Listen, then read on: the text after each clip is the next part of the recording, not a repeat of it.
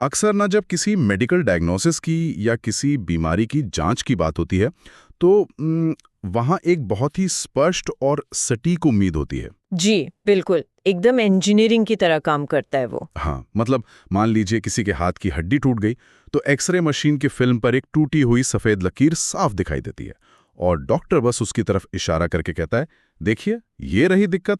सही बात है। सब कुछ बहुत सीधा और बाइनरी लगता है। बिल्कुल, या तो हड्डी टूटी है या नहीं टूटी है, बीमारी है या फिर नहीं है। और इंसान की फितरत भी यही होती है ना, कि हम हर चीज को साफ साफ देखना चाहते हैं, उन्हें अलग अलग खानों में बांटना पसंद करते हैं। लेकिन जब हम कानून, न्याय और अदालतों की दुनिया में कदम रखते हैं तो अचानक से वो जो एक्सरे मशीन है ना, वो काम करना बंद कर देती है। बिल्कुल काम नहीं करती, क्योंकि कानूनी दुनिया में सफेद और काले के बीच एक बहुत बड़ा ग्रे एरिया होता है। हाँ, एक ऐसा लैंडस्केप जो बहुत धुंधला और काफी जटिल है। अगर कानूनी भाषा में कहूँ तो ये जटिलताओं का एक ऐसा महासागर है जहाँ हर लहर का अपना एक अलग मतलब होता है। कानून कभी भी ना एक सीधी लकीर में नहीं चलता। और आज की हमारी इस विस्तृत चर्चा का विषय एकदम यही है। आज हम सर्वोच्च न्यायालय और हमारे अलग-अलग उच्च न्यायालयों के करीब 170 से ज्यादा ऐतिहासिक न्यायिक निर्णयों पर बात कर रहे हैं। जी, जिन्हें हम लैंडमार्क जजमेंट्स कहते हैं। बिल्कुल। और इस गहरे विश्लेषण का उद्देश्य सिर्फ कोई कानूनी किताब पढ़ना नहीं है, बल्कि हमें यह समझना है कि कैसे ये भारी भरकम फैसले अदालतों की चारदीवारी से बाहर निकलकर मतलब एक आम इंसान के दैनिक जीवन, उसकी निजता, उसके अधिकारों को तय करते हैं। और कैसे ये हमारे देश के पूरे लोकतंत्र को आकार देते हैं।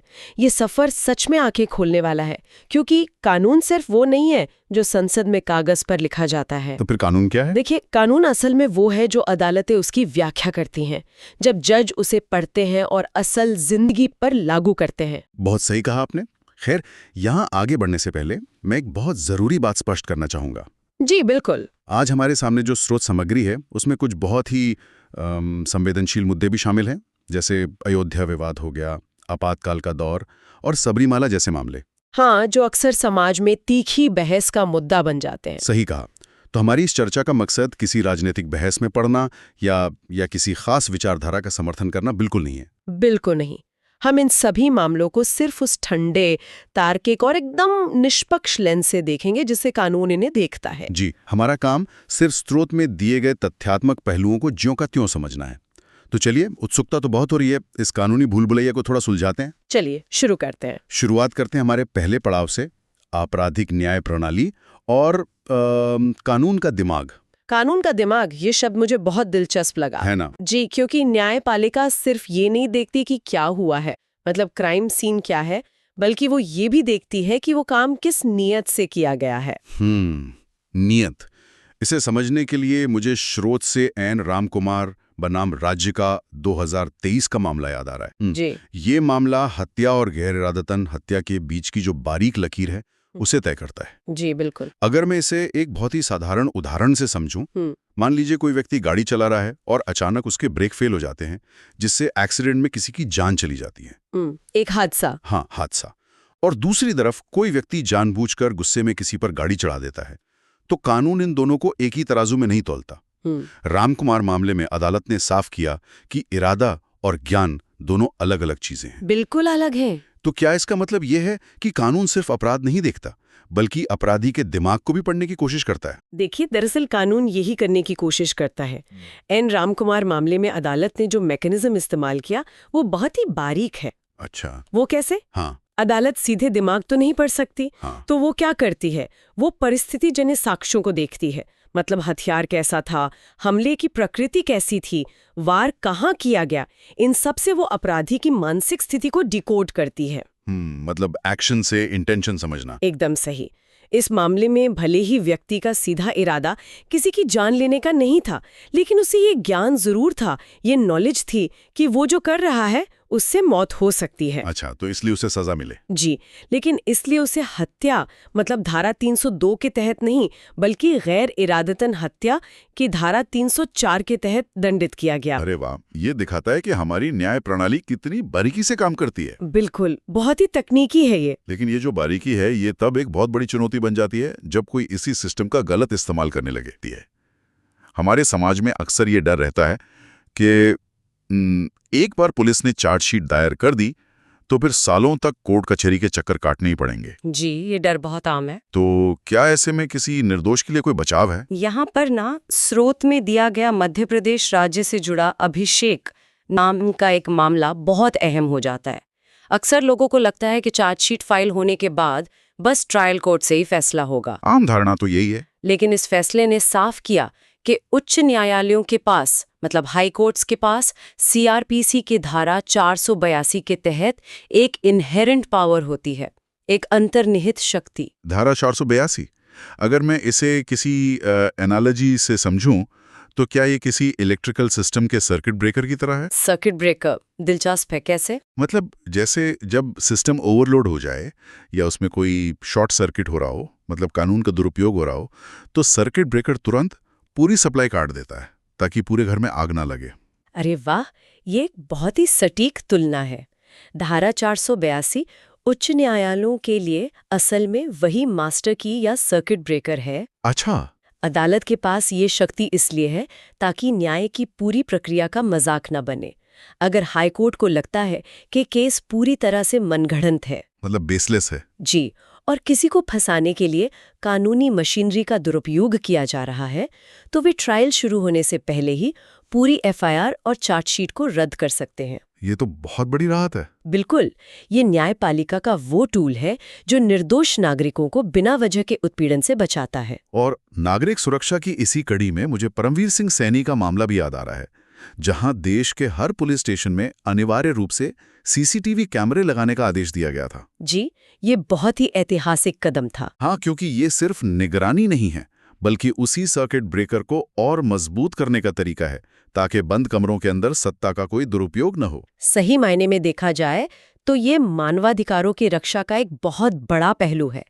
पुलिस थानों में सीसीटीवी का मतलब है कि अब राज्य की शक्तियों पर भी एक पारदर्शी पहरा होगा। बिल्कुल, और ये एक बहुत ही दिलचस्प बिंदु है। भौतिक दुनिया में, मतलब फिजिकल वर्ल्ड में, पुलिस स्टेशनों में सीसीटीवी कैमरे नागरिक को सुरक्षा देते हैं, लेकिन आज के इस दौर में, डिजिटल दौर में, जी, डिजिटल दौर में हमारी आधी से ज्यादा जिंदगी भौतिक दुनिया में नहीं, बल्कि हमारी उस अदृश्य डिजिटल दुनिया में गुजरती है। तो वहां अधिकारों का क्या? वहां सीसीटीवी कौन लगाएगा? ये बहुत ही प्रासंगिक सवाल है। सच कहूं तो डिजिटल युग ने नागरिक अधिकारों की पूरी परिभाषा ही बदल कर रख दी है, और हमारी अदालतों को भी समय के साथ अपने फैसले अपडेट करने पड़े हैं। और इसी संदर्भ में कश्मीर में इंटरनेट शटडाउन से जुड़ा अनुराधा भसीन का मामला सामने आता है। अदालत ने कहा कि इंटरनेट का उपयोग करना कोई विलासिता नहीं है, बल्कि ये अनुच्छेद 19 के तहत अभिव्यक्ति की स्वतंत्रता का हिस्सा है। बिल्कुल, फ्रीडम ऑफ स्पीच का हिस्सा। तो यहाँ मामला सच में बहुत रोचक हो जाता है। क्या आज के दौर में इंटरनेट सच में पानी और बिजली जैसी मूलभूत जरूरत बन गया है? देखिए, अगर हम इस फैसले की गहराई में जाएं, तो अदालत ने सिर्फ इंटरनेट को बात करने या संचार का माध्यम नहीं माना। अच्छा, तो फिर और क्या है? अदालत ने उस पूरे मैकेनिज्म को समझा कि आज का जो हमारा व्यापार है, बच्चों की शिक्षा है, और यहाँ तक कि स्वास्थ्य सेवाएं, ये सब सीधे इंटरनेट से जुड़ी हैं। बिल्कुल, सब कुछ ऑनलाइन है। तो जब राज्य इंटरनेट बंद करता है, तो वो सिर्फ लोगों को बात करने से नहीं रोकता, बल्कि वो उनकी रोजी रोटी और पूरी अर्थव्यवस्था पर ताला लगा देता है। ये तो मैंने सोचा ही नहीं था। इसीलिए अदालत ने ये स्थापित किया कि राज्य बिना किसी बहुत बड़े, ठोस और आनुपातिक, मतलब प्रोपोर्शनेट कारण के अनिश्चित काल के लिए इंटरनेट बंद नहीं कर सकता। और यही जो डिजिटल अधिकार है, वो सीधे तौर पर हमारी निजता यानी प्राइवेसी से जाकर जुड़ता है, जिसे ऐतिहासिक केएस पुट्टास्वामी मामले में परिभाषित किया गया था। जी, जिसने निजता को एक मौलिक अधिकार बना दिया। हाँ, तो इस पुट्टास्वामी फैसले की सबसे बड़ी खूबी क्या थी? इसकी सबसे बड़ी खूबी ये है कि इसने निजता को सिर्फ कुछ छिपाने के संकीर्ण दायरे से बाहर निकाला।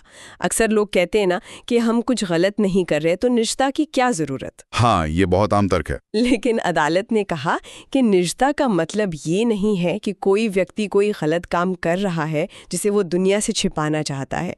निजता का असली मतलब है मानवीय स्वायत्तता। मानवीय स्वायत्तता, मतलब अपने जीवन के फैसले खुद लेने की आजादी। बिल्कुल, ये तय करने का अधिकार कि मेरी कौन सी निजी जानकारी किसके साथ साझा की जाएगी और किसके साथ नहीं।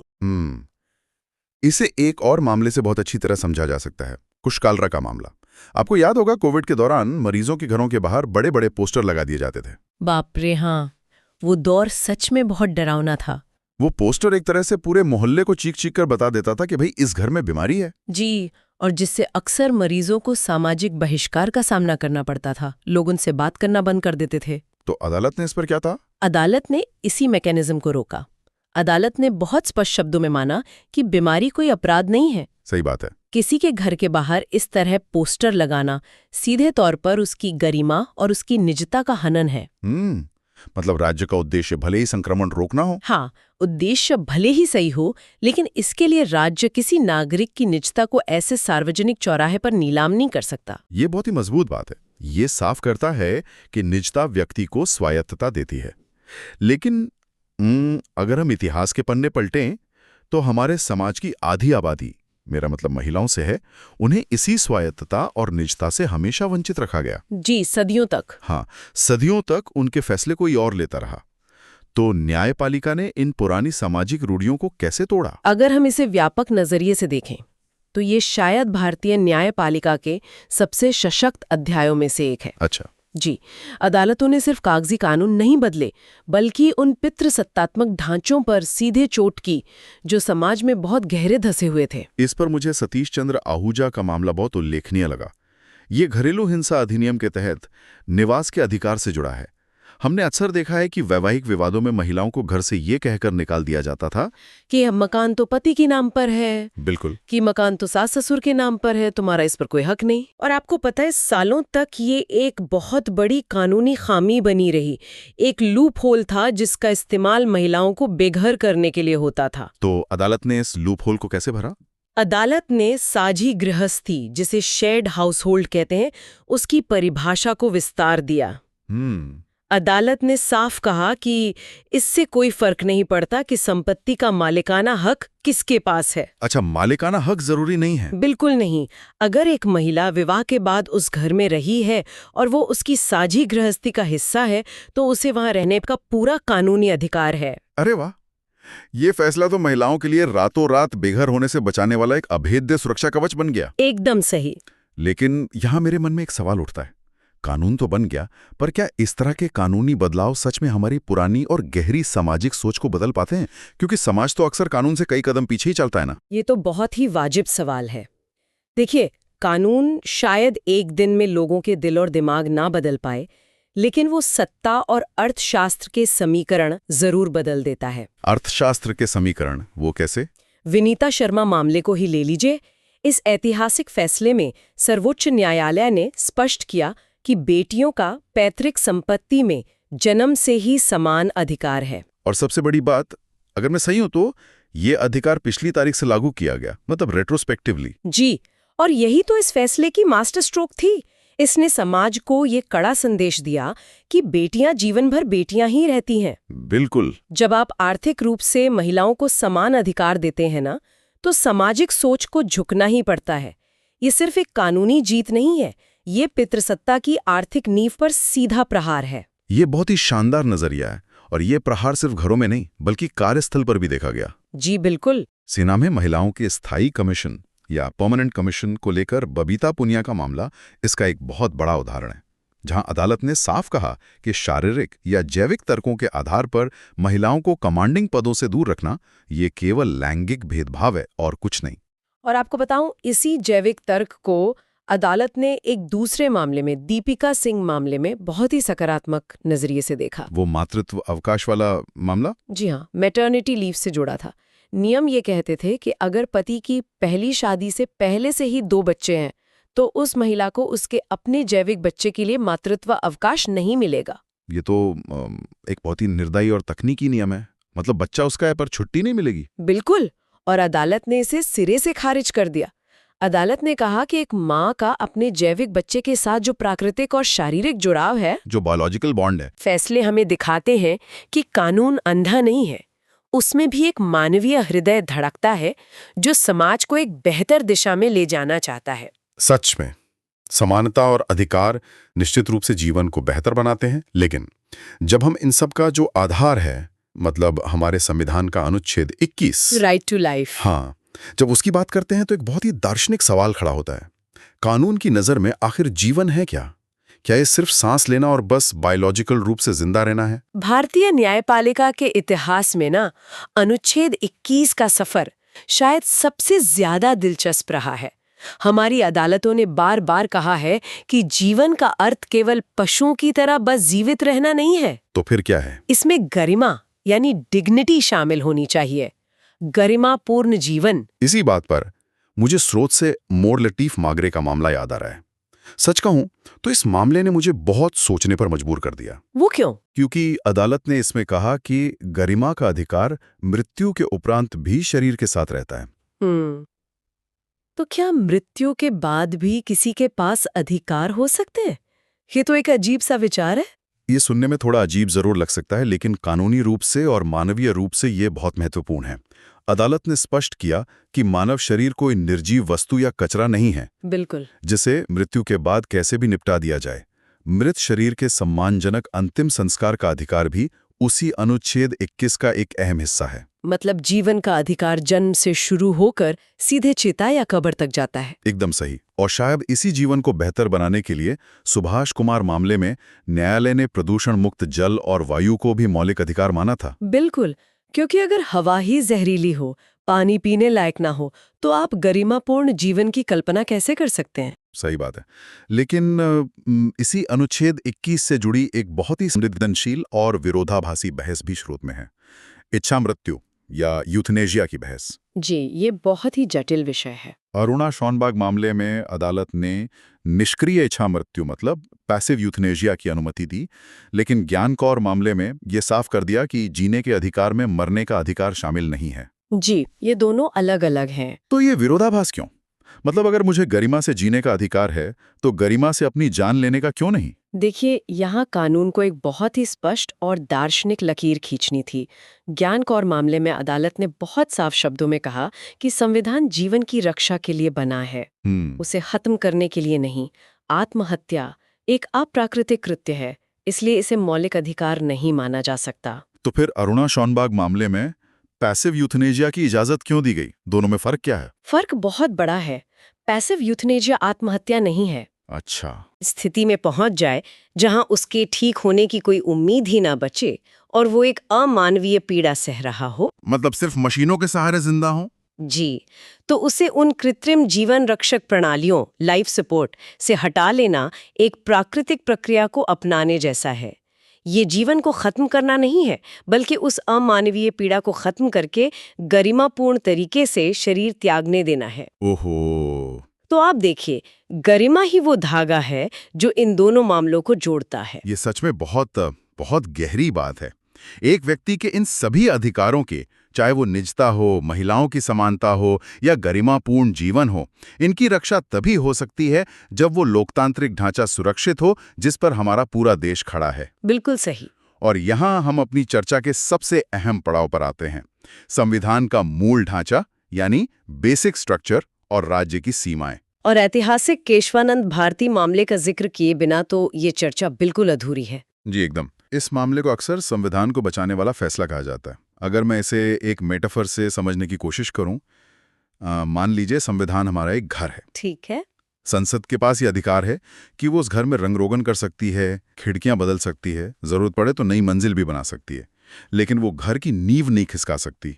बेसिक स्ट्रक्चर वही नींव है। बहुत ही बढ़िया उदाहरण है। लेकिन मेरा सवाल ये है कि अगर 1973 में अदालत ये तय ना करती, तो क्या सच में इतना बड़ा फर्क पड़ता?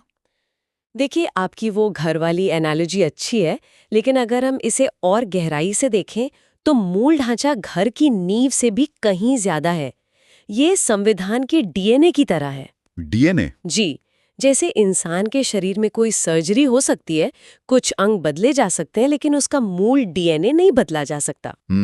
सही बात है। अगर 1973 में अदालत ये तय ना करती तो कोई भी बहुमत वाली सरकार संविधान को पूरी तरह से बदलकर इस देश में तानाशाही स्थापित कर सकती थी। और इसका सबसे भयानक उदाहरण हमें एडीएम जबलपुर मामले में देखने को मिलता है, जो आपातकाल के दौरान आया था। जी, ये भारतीय न्यायपालिका का शायद सबसे अंधकारमय दौर था।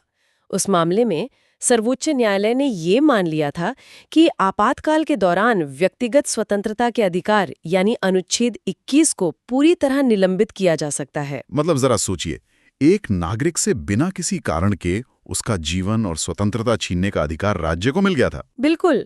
और इसी दौर ने ये साबित किया कि संविधान का एक ऐसा अलिखित और अभेद्य डीएनए होना ही चाहिए जिसे कोई भी सरकार, चाहे उसके पास कितना भी बहुमत हो, नष्ट न कर सके। और ये डीएनए सिर्फ नागरिकों के अधिकारों तक ही सीमित नहीं है। ये केंद्र और राज्यों के बीच जो सत्ता का संतुलन है उस पर भी लागू होता है। आप एसआर बोम्मई मामले की बात कर रहे हैं? जी, 1994 का मामला। उसने यही काम किया था। एक समय था जब केंद्र सरकारें अनुच्छेद 356 का इस्तेमाल करके एकदम मनमाने ढंग से राज्य सरकारों को बर्खास्त कर देती थी। फैसला भी न्यायिक समीक्षा यानी जुडिशियल रिव्यू के दायरे में आएगा। अच्छा, तो कोर्ट उस फैसले की जांच कर सकता है? बिल्कुल। इसका मतलब है कि अदालतें ये जांच सकती हैं कि राज्य सरकार को हटाने का कारण कोई वास्तविक कारण था या फिर सिर्फ राजनीतिक दुर्भावना थी। ये मूल ढांचे के संघीय स्वरूप, फेडरल स्ट्रक्चर की रक्षा थी। और जब हम इसी कानूनी ढांचे और संतुलन की बात करते हैं तो एम सिद्दीकी यानी अयोध्या वाद विवाद मामले का कानूनी तंत्र समझना भी बहुत रोचक है। जी। और जैसा कि हमने शुरुआत में कहा था, हम इसे पूरी तरह से एक तथ्यात्मक लेंस से देख रहे हैं।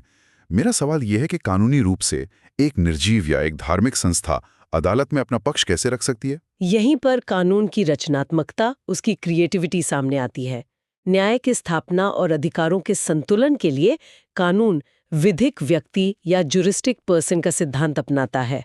अच्छा, इसका मतलब है कि कानून के नजरिए से एक देवता या एक धार्मिक संस्था के पास भी संपत्ति रखने और अपने अधिकारों के लिए मुकदमा लड़ने का अधिकार हो सकता है, ताकि न्याय की प्रक्रिया पूरी हो सके। एकदम, ताकि सभी पक्षों के दावों का एक तार्किक समाधान निकाला जा सके। ये सच में बहुत अद्भुत है कि कानून कितनी परतों में और कितनी सूक्ष्मता से काम करता है। बिल्कुल। अब अगर हम आज की इस पूरी चर्चा को समेटें तो हमने एक बहुत ही लंबा और गहरा सफर तय किया है।